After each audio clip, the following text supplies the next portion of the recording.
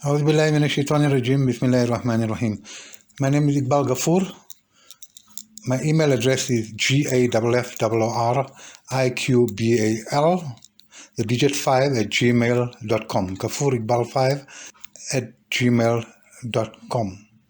Today's date is the 12th of June 2022. My topic for discussion today is the Quran is a book of action, activity, movement.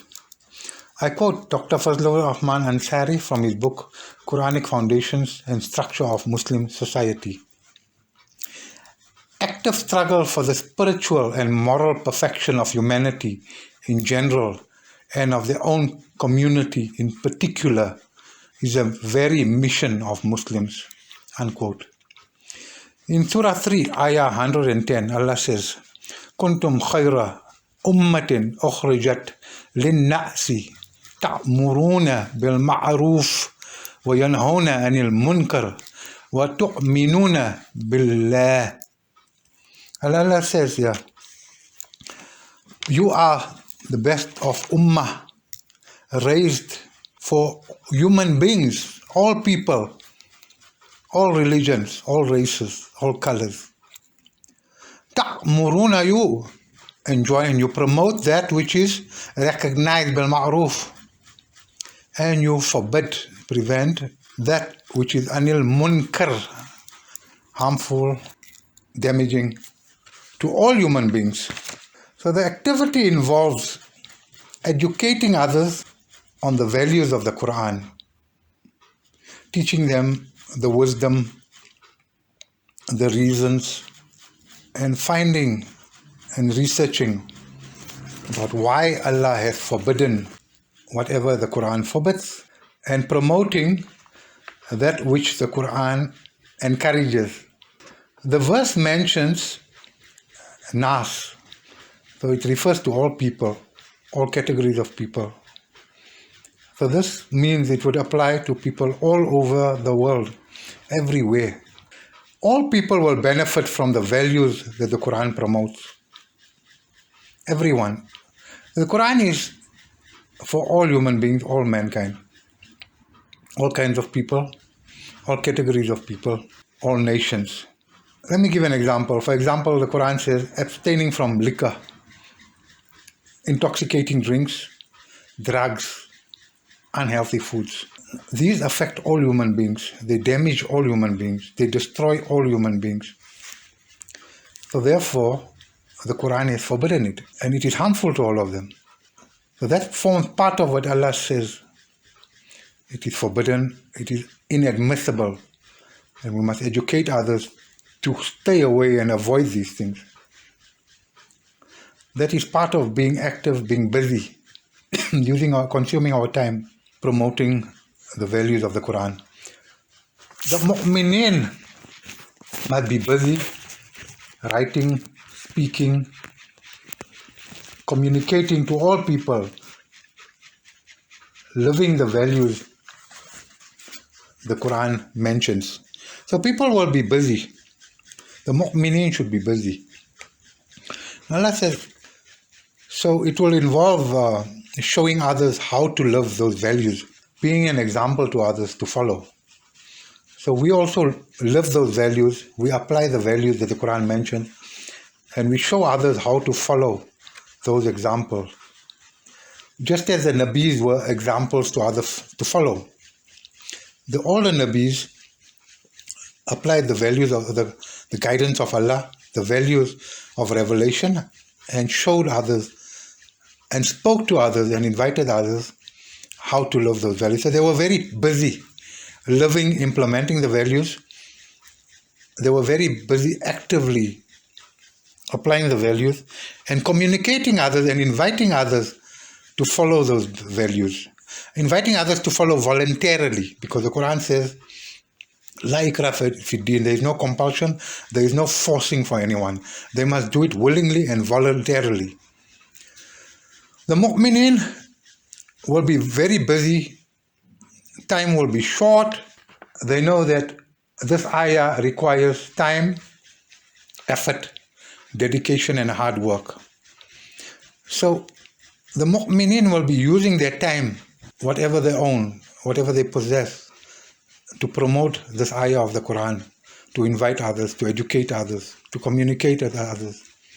They will show dedication, motivation, enthusiasm, enjoyment. They will enjoy the whole thing, and they will be working hard. It will be a pleasure to do it because we are following the instructions, number one, of Allah.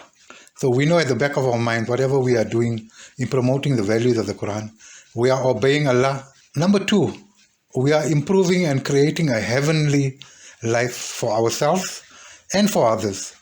So others will see the benefits and they will also improve their lives. Number three, we will see the benefits in the Akhirah. Because Allah says all our deeds will be recorded and nothing will go to waste.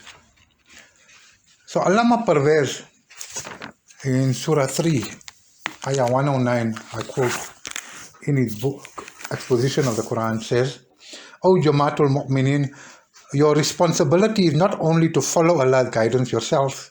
You are an ummah raised for the good of all humanity. Your responsibility is to enjoin what has been recognized to be right and forbid what is considered wrong by the Quran.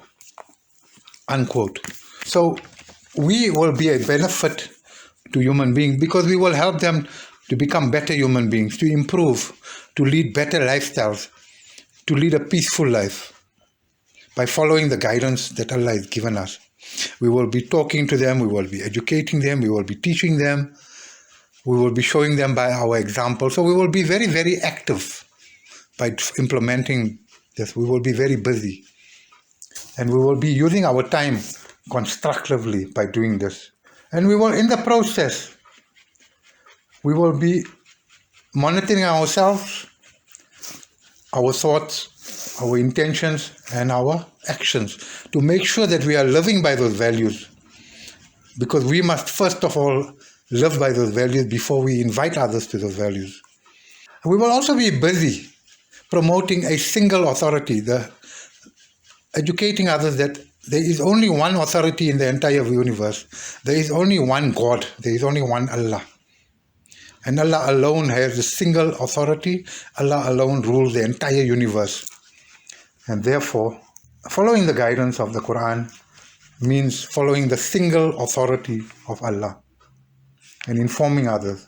As per Surah 48, Ayah 29, we will be busy in that process, seeking, as the Ayah mentioned, seeking the fadl of Allah, the surplus that Allah will provide for us, the extra benefits that Allah will provide for us continuously by following His guidance, and the ridwan of Allah, looking for the favored acceptance from Allah. So we, at the back of our minds, we are hoping to be accepted by Allah at all times in our thoughts, our actions, our activities, because that is the ultimate aim and that is the ultimate objective. And as Allah says, we must have وَالَّذِينَ آمَنُوا وَعَمِلُوا الصَّالِحَاتِ, we must have iman, and coupled with that iman, our salihat, our activities must be based on implementing the guidance that the Quran gives us, Allah gives us. And we will be forbidding in our speech, in our lifestyle, in our thoughts. And as per Surah 2, Ayah 152, in that process, we will be living the Ayah. In Surah 2, 152, Allah mentions, remember me and I will remember you. So in that process, we are remembering the guidance of Allah so that we will be reminding ourselves of His guidance and implementing His guidance through the activity, by being busy, by being active, by working to implement the guidance in our daily lives, and to use our time effectively, productively. Because remember, our time is very, very limited, and before we know it, our time will be gone. And reminding ourselves of ayah in Wal Asr, Innal Insana Lafi Khusr, surely human beings are at a loss. As time progresses, people are at a loss. وَتَوَاصَوْا بِالْحَقِّ وَتَوَاصَوْا بِالصَّبْرِ, except those who are actively involved and busy promoting truth, living truth, talking truth, and encouraging and talking to others and helping others and promoting, inviting others to sabr, towards patience, perseverance, and steadfastness. This topic will continue, inshallah, Allah willing. Assalamu alaikum wa rahmatullahi wa barakatuh.